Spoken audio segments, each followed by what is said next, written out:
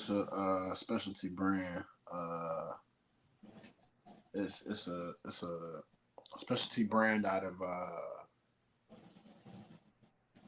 where did I get this from? It almost I got this in the city. He's from Detroit. They're from Detroit. Oh, straight up? Okay. That's dope. They got their own store? Or No. This is literally they did this particular hat for the birth of his daughter. And it's only like I think it's 10 of them.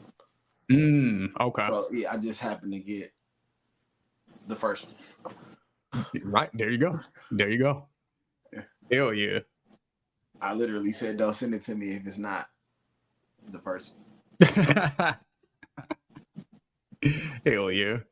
Shout out to him. You said birth of his daughter? Yep. Yeah. That's what's up. Shout out Daryl too, you know what I'm saying? I saw pictures of his baby on IG. Yeah. Gave him the congrats, you know.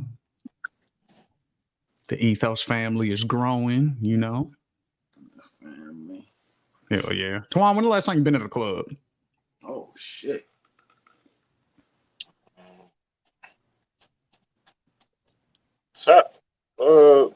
Saturday. I was just around. Yeah. Okay. Do you go pretty regular? No, I'm not a clubbing person at all. It just happened to be one of my dear friends' birthday. Oh, okay. Got you. So that was just coincidence. Was you like in your 20s? Was you in the spots? I've never really been a club person. Like naturally, and I'm telling you because my motherfucking phone dying, but I never been a club person naturally. But my brother, my big brother, who is actually my cousin, he was a very extroverted person. So I clubbed a lot because I was just always with him. But it's not really my scene. I'm not really a club person. I feel it. Flaw, what about when the last time you been in the club? What kind of club? Like a like St. Andrews or like Club Blue or I ain't been to a regular club like that in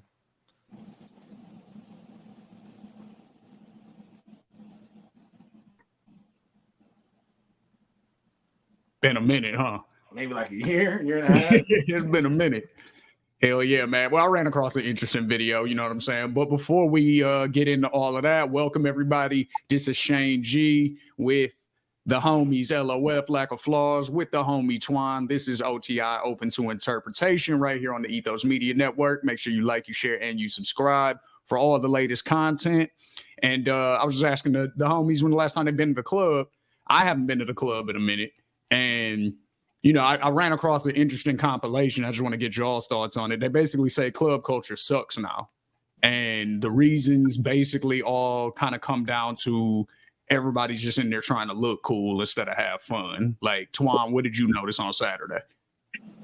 I don't know, man. When I went on Saturday, I noticed that the people who were into that music was having fun. You know what I mean? I can't really say that they wasn't. You know what I mean? I always thought that clubbing was very age specific, and when I hear people, we gotta get more context though. So like how old, like what age group? What age group? What was set the scene? Yeah, most of the people were probably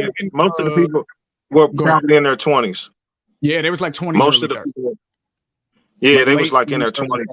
Was the majority of it. There was one younger dude who was like maybe college age, and he was basically saying the same shit though. He was like, "Man, I'm trying to like turn up at the club," and everybody's just taking selfies and recording themselves on Snapchat, smoking hookah and shit like that. Ain't nobody, you know, or the girls all dance together. And when a dude approaches, it's like, oh, this is the girl circle. This is the point I'm making, though.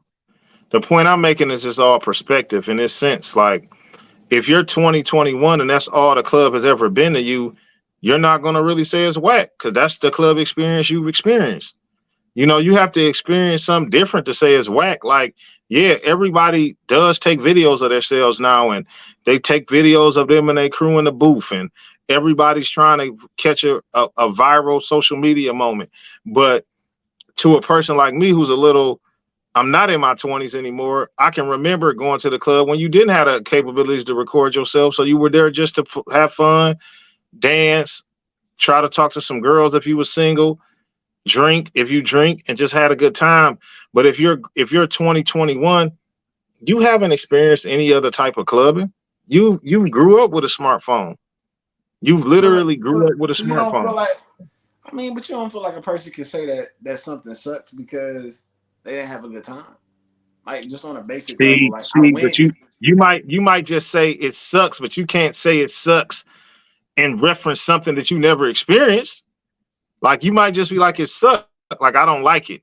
But you can't be Hey, like, oh man, I remember when it was like, no, you don't, because you didn't experience that.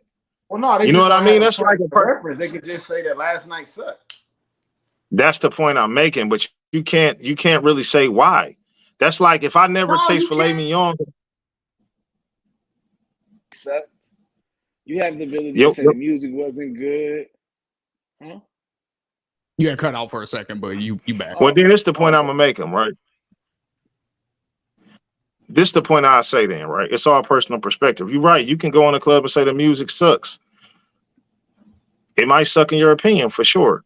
You know what I mean? But what I'm saying is the reference to old club, and you don't really have a reference point. That's like if the best piece of steak I ever had was a flank steak, I could be like, man, yeah, this flank steak suck. But I can't be like, man, it don't taste like that filet I had. You never had one. So you Well, don't no, I really don't. I know. don't know. I I mean, don't know if those people were. But I don't know if those people were referencing old club culture. I think they. I know the question is phrased for a person who can speak to both parts or both before and after. But I think it's more just talking to a 22-year-old and asking them how they feel about going out. They may be saying that, yo, when I go out, it sucks. So no, I get that it. may be that may be The the point only I would experience tell that that they have to 22-year pull old from. though is like the thing I would tell that 22-year old is like you're part of the problem. You're part of the problem because this is your generation. This is how y'all communicate. This is how y'all do things. Like I don't know what to say. Like this is how that generation operates. They are stuck with their phones. They want to capture every moment, but not really live the moment. There You was can't a have couple it of other all. interesting. If There you're was a couple trying to of other capture, interesting points they brought up too that I just want to get your opinion on also. So they say also, and this is more so in reference to people who do have both sides of the experiment, people closer to our age who were saying that booth culture also fucked up the club in the sense that it used to be like back in my club days, I used to go to I forgot the name of the spot, Trick's old club, where they had the Pussycat Lounge upstairs. I used to go there, and there was a clear separation. There was everybody who was downstairs. It was all one level, everybody intermingling. And then upstairs was the booth area where it was like you can have your section, your people, your bottle, that type shit. And they're saying that that's the whole club now.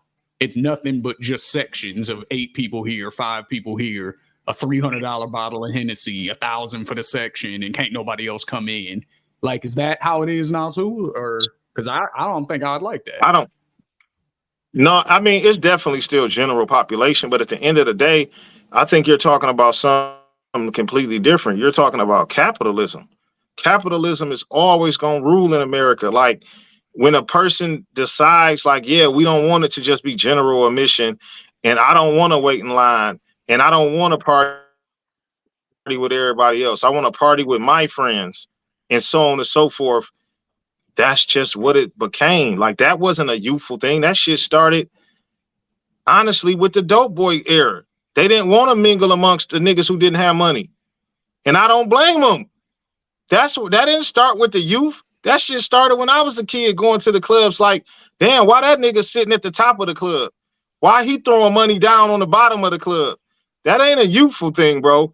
That shit has been like that. Like it's always been a separation of classes. Like that's just human. That's just human, bro. That's For just the sure. flat out human shit, nigga. You can go to the movie theater and they got classism. You want to sit in this seat? You want to sit in the leather seats? You want to sit in the bigger seats? It costs more money. That's just capitalism, Shane. Flat the fuck out. I'm with that. So you think capitalism basically changed the Capitalism ruins everything. Capitalism takes the purity out of everything. I'll give you that. Literally everything. Flaw, what's your thoughts on that? Capitalism Is didn't booth take the culture? period. Oh, I'm sorry. Go ahead. I was just gonna say, is capitalism the reason why we see more booths and less of the general population versus VIP now? And it's like it's more sections basically, and like a small general population area. I mean, I think it's a combination of both. I mean, you got promoters looking to maximize the money. Mhm. It's guaranteed seating. Anybody who knows coming from the club before, you know that there's limited seating. Facts. So all the pretty ladies out there in Pretty Young Lady Land, shout out to my man Jay John for Pretty Young Lady Land. If you're a Pretty Young Lady Land, then you want to be able to sit down. And you're not trying to necessarily have to deal with a group of dudes to be able to have somewhere to sit because they bought a booth to be able to drink or, whatever. So you started to see more booths pop up. Then you had COVID happen. Yeah. Like, we're forever changed by this thing. Yeah. I didn't think about the COVID thing necessarily. I didn't necessarily put that in the equation, but that definitely makes sense. Yeah. Well, speaking of capitalism, WWE and UFC are merging. I think it's official as of tomorrow. They're going to be known as TKO. It's like the TKO group or something like that. I like that actually as a brand name for them. Yeah, it makes sense. I like total knockout for them as a But they corporation. said WWE is still keeping their name. Oh, they are. They both are. UFC is still No, going but to. It's going to be they're talking about the holding company. They're talking about the holding company is going to be TKO. It's the holding company that owns both. I think that was all. I think that was just all a ploy of Vince McMahon to,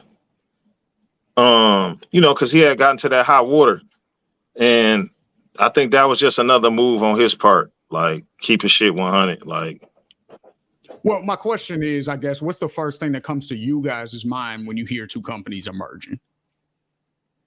What's the first thing? Like, it doesn't even matter the companies necessarily, just two very powerful mega house companies when they merge. Like, what's See, the first when I hear the word merge, I actually go to mutually beneficial. Like when I go to merge. Mm-hmm. When I hear the word merge, I think, yo, you do this, I do this. If we do this together, it puts us ahead of our competition. You see what I'm saying? Yeah. So like that's my mentality. Yeah, I guess on merge. And with this particular case, I think it's going to be a good merger, but not necessarily in the sense Flaw saying, because WWE is the number one wrestling company. The UFC is the number one mixed martial arts company. So it ain't necessarily about being ahead. Who are they trying to be ahead of?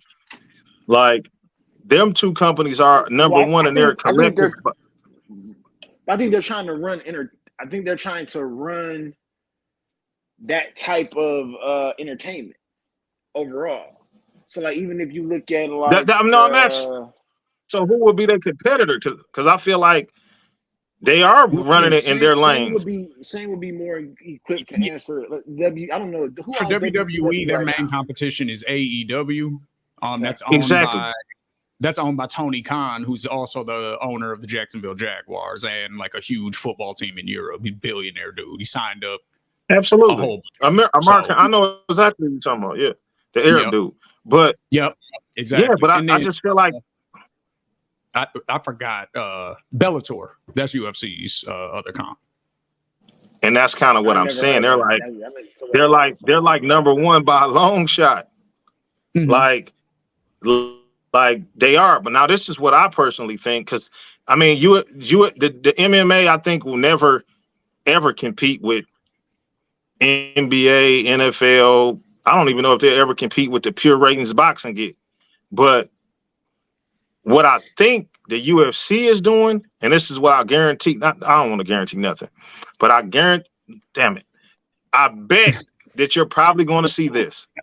The number one thing that the WWE is amazing at is storytelling and branding. I guarantee you're going to start seeing MMA fighters cross over into the world of the WWE, because the WWE is just amazing at storytelling and branding. UFC fighters don't have good storytelling and branding.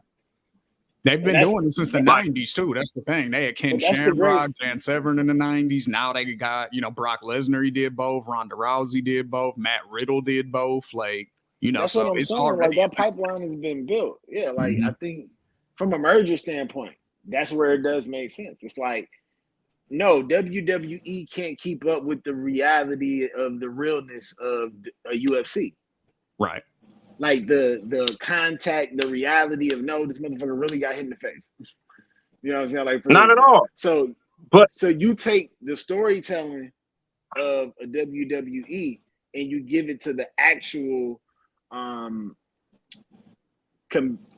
combative sport of UFC, and they can become a powerhouse. And you have the cross branding opportunities for obviously being able to bring people over on the other side. So I can see it working for sure. I see the synergies of why they would do it. absolutely, I think this helps. I think this helps the UFC way more than the WWE. The WWE is what it is. Like the UFC had an event in Detroit. They performed at the LCA. SummerSlam was at Ford Field to capacity. Sold out. Yeah. They were Like there for 4 sold out, days. oversold out. Wrestling has figured it out what they fans like. Like they have figured it out. And I think if the UFC takes some of the marketing cues, they might be able to get better. You know what I mean? I personally don't like UFC. I don't really like it. I don't like the mystique of it because for one, it'd be like, I'm gonna just tell you my personal opinion. Like you was telling me this against the top guy, and he had like 7 losses. I'd be like, well, how good is he? I don't like the fact that the top guys lose too much for me, and it kind of tarnishes. But I feel like they Like fight how more. he They really. fight more than traditional boxers, though, and they fight more I people mean, at their peak and at their prime, from what I understand. And when the I one thing don't that know. the one thing everybody on this phone know about a fight is very few fights really end in a draw. Very, very few. So the reality No, I is, if get you it. putting it on the if you putting it on the line, it's gonna be a winner and it's gonna be a loser. No, And that's if the you point fight, I'm making. you're going to take some L's. No, but this is the point I'm making, Shane. Like boxers lose too, and a lot of boxers fight the top people. But the people you telling me are the best, their records should be more like 30-3, not like 14-8. Like that's like 50-50. You might win, you I might can't lose. argue. I can't argue with it. No, I can't argue with that. Yeah, no, that's yeah. I guess for me, I'll take the conversation somewhere else a little bit. And both of y'all who have been in higher level positions in business, maybe y'all can make me feel better about it. But I just went through this at my last job, who was doing a merger, and all I think about is all the employees who are going to get let go. Why does that have to happen with a merger? Because most I get it in some circumstances, like if you have 2 HR departments, you don't need 2. Like I get that. It's usually redundancy first and foremost. yeah. The first thing is natural overlap, and For then sure.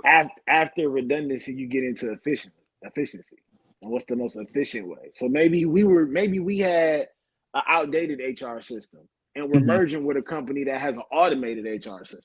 Mm-hmm. We have a 10-person HR staff. They have a 3-person HR staff with the automated system. Mm-hmm. So right now, together, we got 13 people and a system. So we may end up cutting that down to 5 people with the system. Mm-hmm. What did I just say? What did I say in the first segment? I was hoping you said it again. That's why I brought it up. It's all capitalism, bro. I know, but I was hoping one of y'all said it. No, it's all capitalism, man. At the end of the day, it's not all capitalism. I just gave you all capitalism. I just gave you a but that still ties to capitalism at the end of the day. It doesn't. Yes, it does, because it's about saving money. No, but okay, what household that's in capitalism. America? What household? Time out. What household in America doesn't run on efficiency? The average household in America is not buying extra shit right now. You're not buying 2 things. So why would you expect the company to carry 2 sets of something? Just because it's a corporation, we want to start being unrealistic. Well, then I'm gonna tell you the opposite. I wouldn't expect no company. Let me finish. Let me finish. Finish up. Go ahead. I wouldn't expect anybody to carry 2 sets of Wi-Fi at your house. I wouldn't expect anybody to carry 2 different cleaning companies at your house. I wouldn't expect you to do any of that. So why, in the name of 2 companies coming together to become one, will we not expect a similar thing to happen? Now, there does come a point where we go from being efficient to being greedy. And I know, and I agree with Twan about there does come capitalism to a point, but I don't feel like it's capitalism every time through and through. I'm about to explain the opposite. I'm about to explain the opposite side of that, Shane, that nobody talks about. So 2 companies merge. Mm-hmm. We trim one company's HR staff. Which nobody talks about though is now that HR staff workload has doubled. You just took on another company's workload. I didn't use the example that I gave you though, because I gave you a great example. But this the point.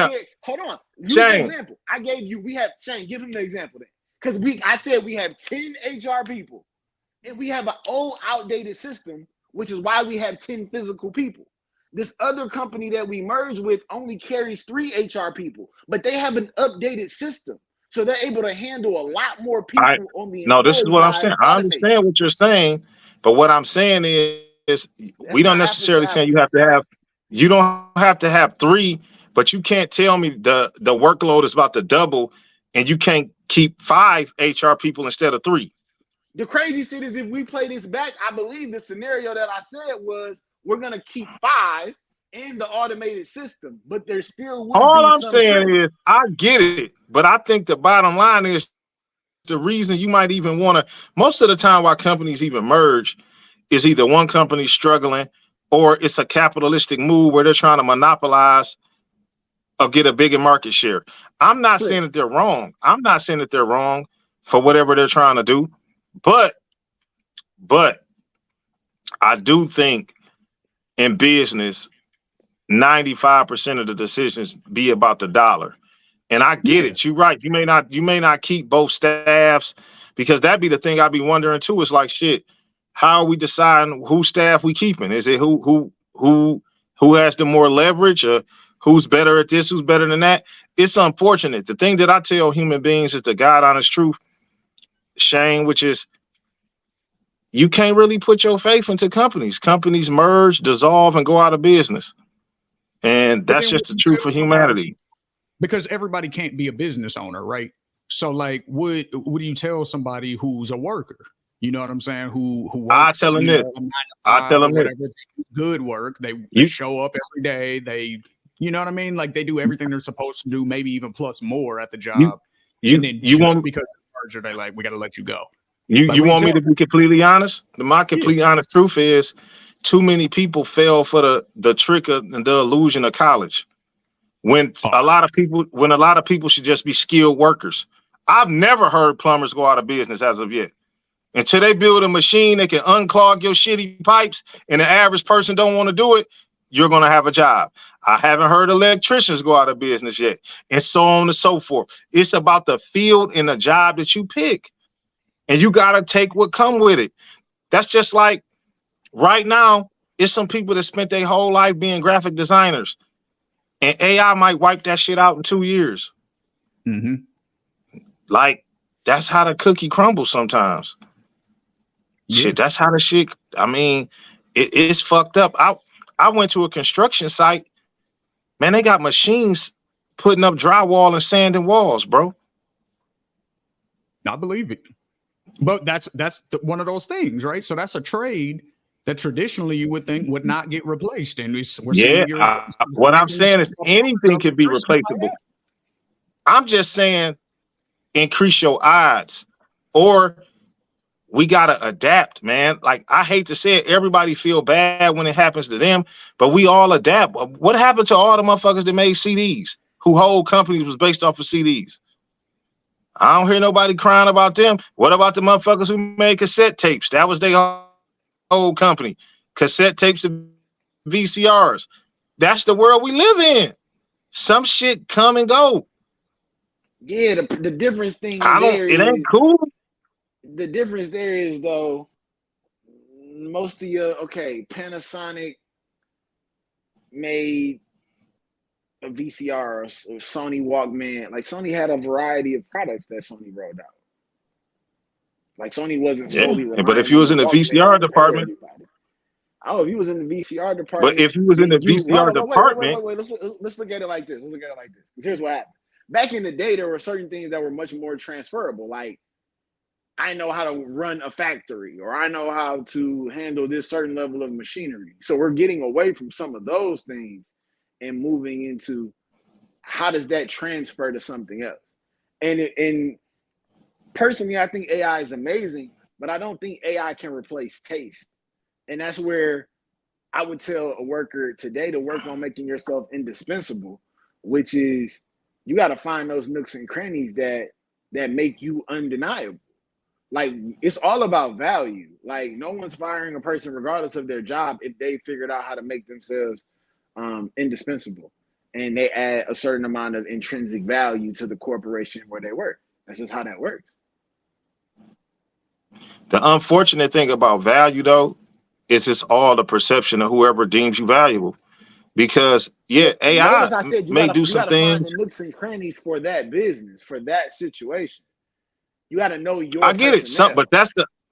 that's the unfortunate thing is some things don't even have many nooks and crannies. Some shit is just black and white, and I mean, it is what it is. Like the life goes on. Like No. You know what? No. I'll use an example.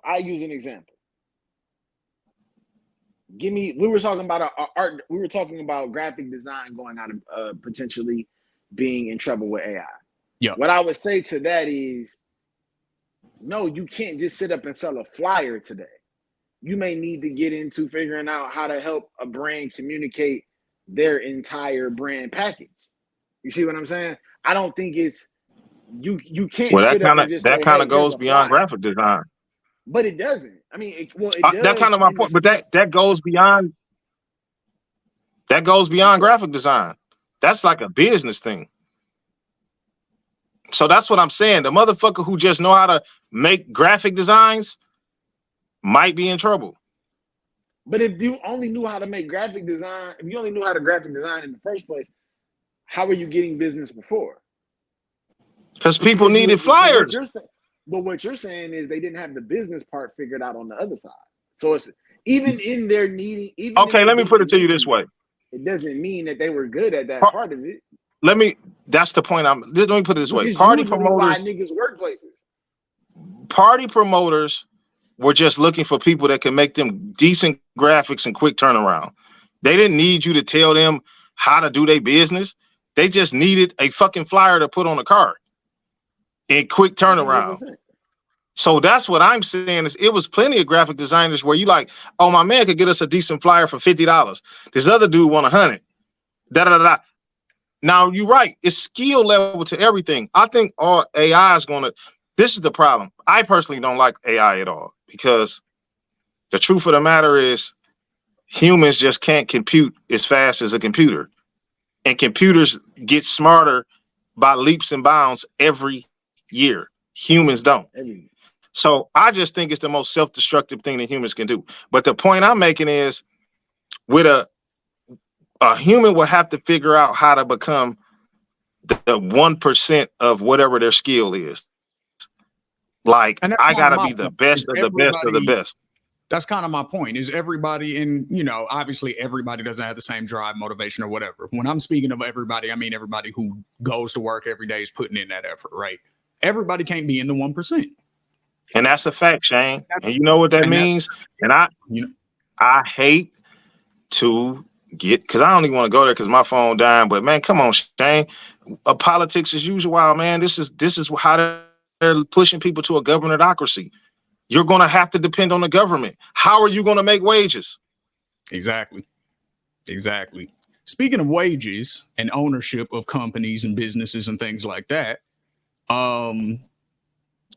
two people who own a very popular podcast, their names are Fresh and Fit. They were recently removed from the YouTube partnership program. So they're not able to monetize on YouTube anymore. If you're not familiar For with their 90 content, days, right? I think it's permanent. Unless it got reversed. But for anybody who's not familiar with their content, pretty much they're considered part of Red Pill YouTube or the Manosphere. What they do is, a lot of times they talk about men's issues, They speak about how women, modern day women specifically, kind of affect men in a negative way. How women pretty much, and this is kind of bared out in statistics. Some of the stuff they say, it may be controversial, but it's accurate. There was a recent study that came out on Tinder that said that 80% of the women swipe 10% of the men. So there's only 10% of men on Tinder that are getting any swipes. So that you can extrapolate that into real life. And so Fresh and Pitt basically make these points, but they do it in a very harsh way. And oftentimes they'll bring on like Instagram models and people who don't really know too much about it, just to sort of embarrass them, right? So why did they get banned though? I believe they got banned specifically. There was a couple things that they did. One, they had Nick Fuentes on their show, who is a well-known racist. Right. After he was kicked off YouTube, they had him on the show and he was calling black women the N-word to their face on the podcast. And he said that black people have a lower IQ overall than white people, and that's why they actually struggle. It has nothing to do with he's a shock jock. I get it. I know who it is. So it's things like that. But the conversation, the thing that jumped out to me about this is not even necessarily the subject matter that they talk about. And, YouTube, they didn't kick them off YouTube. That is an important distinction. They didn't kick them off YouTube. They removed them. They just demonetized them. And demonetized them. Exactly. They're still allowed to speak, though. So is it a free speech issue when, you say controversial things and you're removed? Or, because YouTube is, even though it functions with the government and, acts basically it's a company, though, private entity. So they're allowed to make that decision from a legal standpoint. Do y'all think that that's right? How do y'all feel about it? Flat out, letter for letter, to me, I think it's within YouTube's right to choose what they want to pay for. I mean, they're a private company. Like, I just can't put emotion into it. They're a private company. So if they choose to demonetize you, they're basically telling you, we don't want your business, take it somewhere else and make money. Now, are they still a private company, even though they do work directly with the government when it comes to the government telling them things that they are and are not allowed to, like, but they're still a private company. No, they're still a private, well, actually, no, they're not a private company. So they're a publicly traded company. We need to back up. That's not a private company. When we say private company, we just mean. Well, he meant like they're not. He's saying they're not ran by the government. Like, yeah, they're not part of the government. Okay. Yes, they're a public traded company. They get to make their own rules and bylaws. So me just believing what I believe in, I can't get mad at them because that's their choice. Because I'm pretty sure my only question to them, to Google, Alphabet, the team YouTube folks, is show me the letter of the law that they broke, and then show me where we're holding other creators on the platform to said letter of law. Show me that this isn't a one-off situation, because that's where I would have an issue. I would have an issue if they're being held to a separate standard and you're still monetizing their content. And if you had such an issue with their content, then they should be flat out removed. Why the half step? No, the half step is capitalism, bro. We're gonna keep bringing this up every segment. That's what I don't. Flaw, that's the point I'm making. They don't care whether they lose you. They care about the bottom line. No. We're going to keep making advertising dollars if Fresh and Fit act like they can't find nowhere else to place their content. And we're not paying you. It's that simple. It's literally that simple. And this, again, is the problem. I'm not going against what you're saying. That's why my question is, like I said, if it's the same thing, and man, y'all got me about to get us all fucking lit up on social for this one. It's the same thing that happened to Kyrie when he made the anti-Semitic comment. It's like, if you can show me when he posted the movie that was found to be anti-Semitic. So excuse me, let me clarify. Where is the line, bro? Like, I understand these are corporations that are not run by the government and they're run by their shareholders. The reality of the situation I guess. Go ahead. I just want to step in right there because that's sort of my issue, I guess, is they're not on paper ran by the government, but there are back channels for certain government officials who are reaching out directly to YouTube saying, hey, this type of content, we don't want it. Not that it's illegal, not that they're violating terms of service. We just don't like it because it's going against our narrative that we're putting out with the rest of the media. And YouTube, Twitter, Facebook, all of the big media companies, they're always going to, but they're and always going to get that.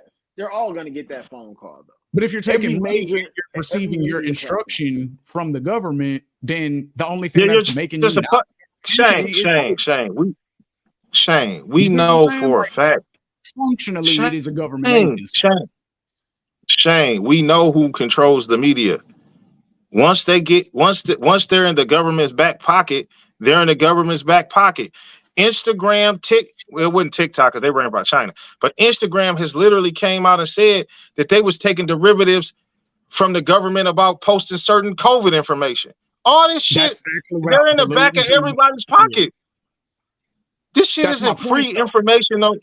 Man, once they start bottlenecking what people put out, it was no longer a free system, bro. Everything can get flagged and took down, and they don't have to tell you why. They ain't got to tell you shit. That's 100% my point. That's what I'm getting at is because the letter of the law says this is the problem to me.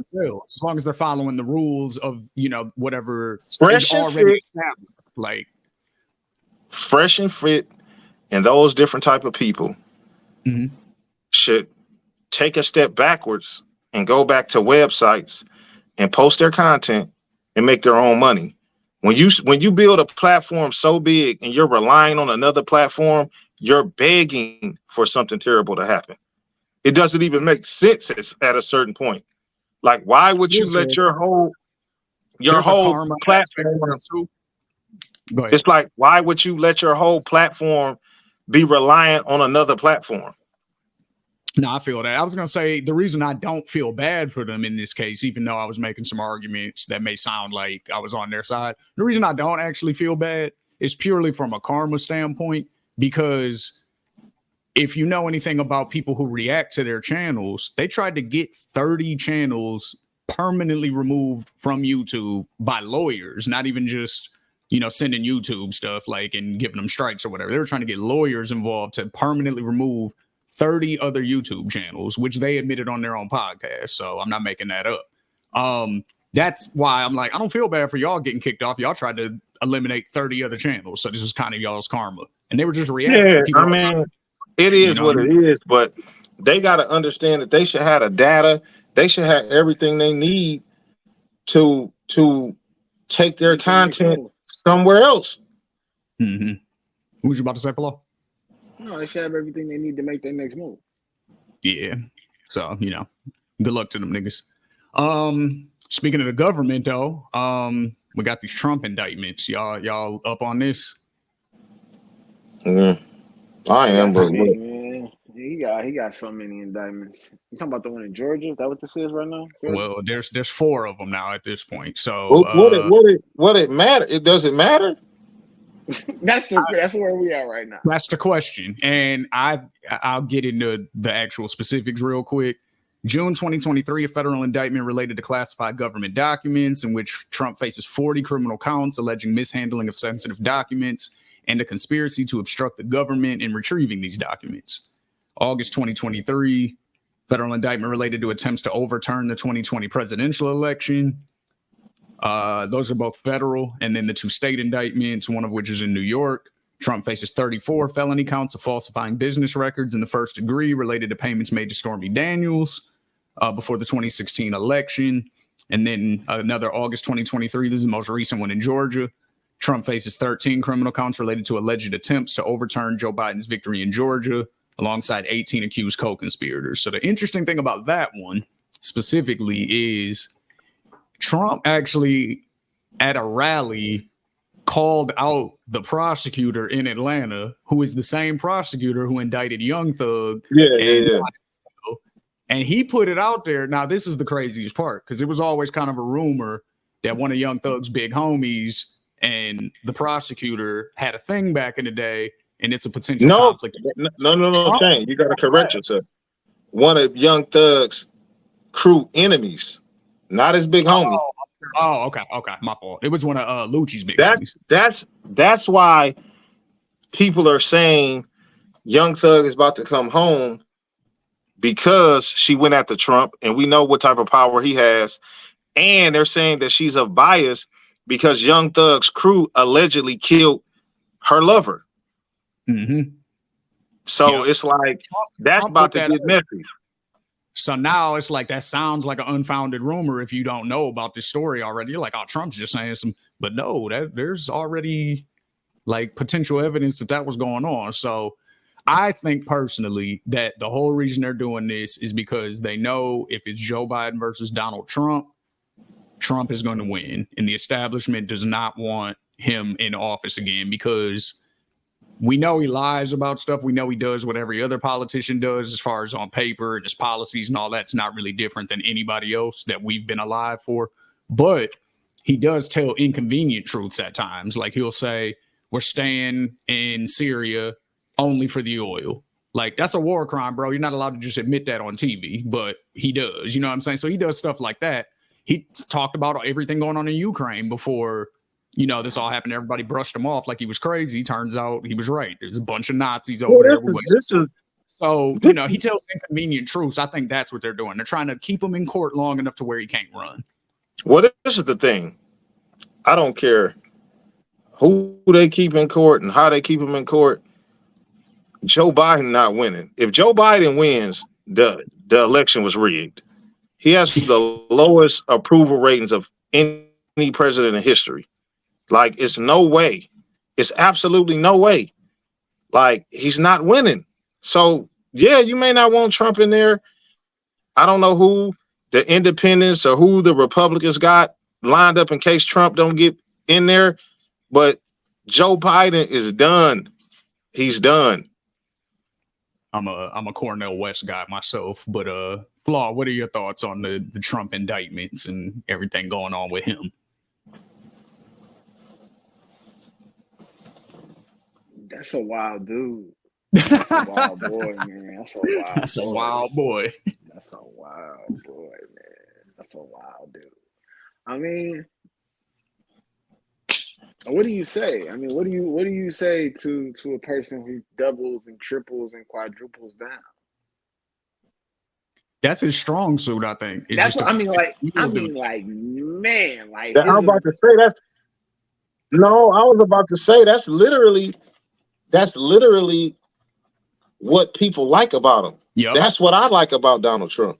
Did y'all he just don't give a fuck. Did y'all ever hear that phone call that leaked from the 80s where Donald Trump was calling up newspapers as if he was his own publicist named John Smith or something like that, and he would just brag about Donald Trump, even though you could clearly hear on the phone call that it was clearly Trump's voice? Have you all ever heard those? Yes, I have.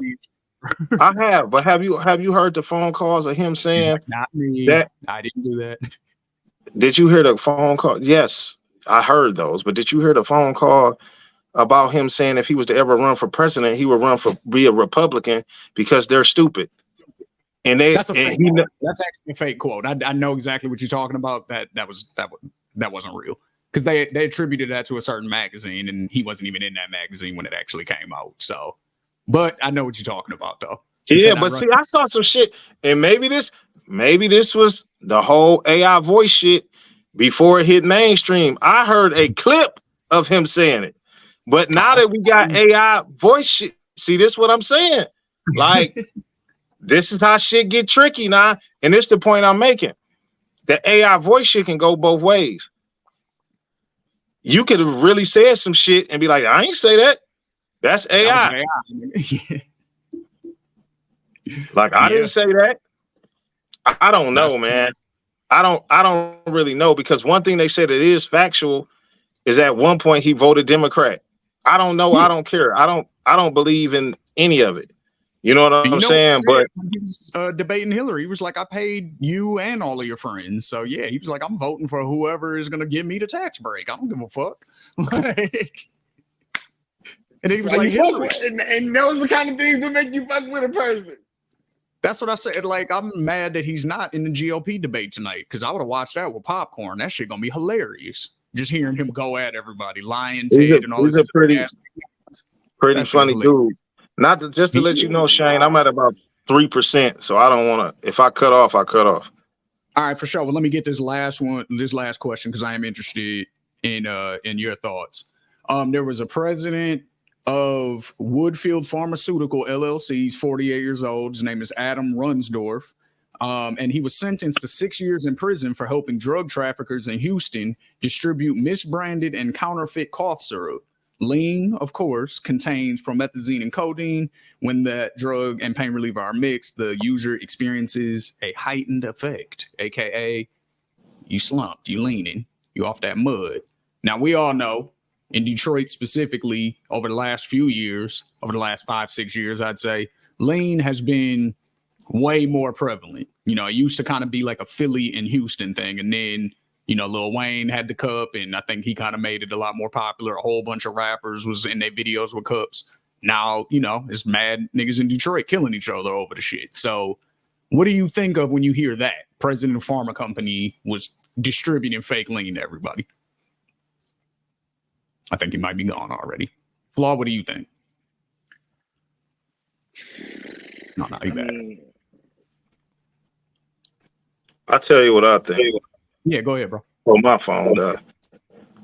It's absolutely the prime number one case of white privilege, and it's disgusting, and I hate it because I know dudes that are doing 15 years in jail for 4 bottles of lean. So this dude has sold umpteen gallons of lean, made millions of dollars, and he gets 6 years?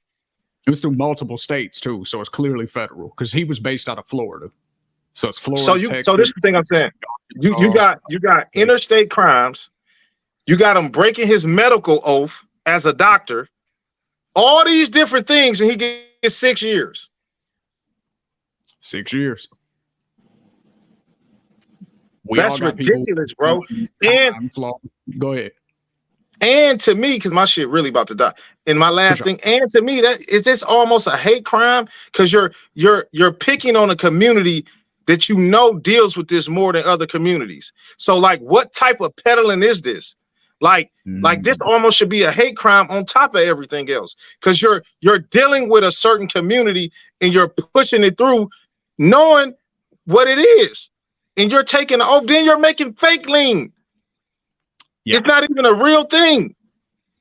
And people are dying from lean overdoses. My shit about to die, fellas. Peace. The homie Twan. Flaw, what's your thoughts on that, man? President of a pharma company, interstate traffic, and fake lean, 6 years. I mean, it's just not high enough. And I mean, man, I'm so many different things. I guess it's you want to look at his day job and hold him even more accountable, I guess. Okay. Because of his day job, maybe? Yeah. I think to me, like when I'm reading it or thinking about it, it's like the president of a pharmaceutical company got caught selling fake drugs. You see what I'm saying? Yeah. It's like, oh man, like Twan was just saying with the whole medical oath thing. It's like CEO of Bank America gets caught doing wire fraud. Like what? Yeah, it's like, damn, it's like, or no, gets caught with counterfeit money. It's like, yeah.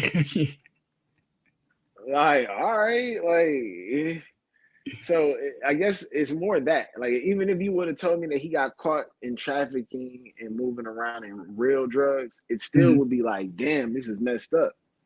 Yeah. But it's the fact that it was fake drugs for me that had me, I'm more confused than anything. To me, I guess the thing that jumped out to me, it answered questions that I had, like, where the fuck is all this lean coming from? Because, like, it's from a doctor. The only time I ever had lean in college was when this is fake lean. This isn't that's what I'm saying. Lean. That's what I'm saying. That's what I'm saying. To answer questions, because I'm like, where's all this lean coming from? How does everybody just have lean all the time in every state so easily? And I'm like, oh, shit like this is going on. That makes sense. Like, even if it's always fake. been janky doctors, though. Mm-hmm. It's always been a janky doctor somewhere. Yeah. It's burning through scripts. Yeah. I was going to say. It's always a janky doctor somewhere in the world. That's just the reality of the situation. Every city has it. Yeah, they definitely do, especially in small towns where, you know, they may not be investigated as thoroughly, you know. So definitely, man. But you know, any what you got going on, man? Anything that the people need to be aware of? Anything they need to be checking out?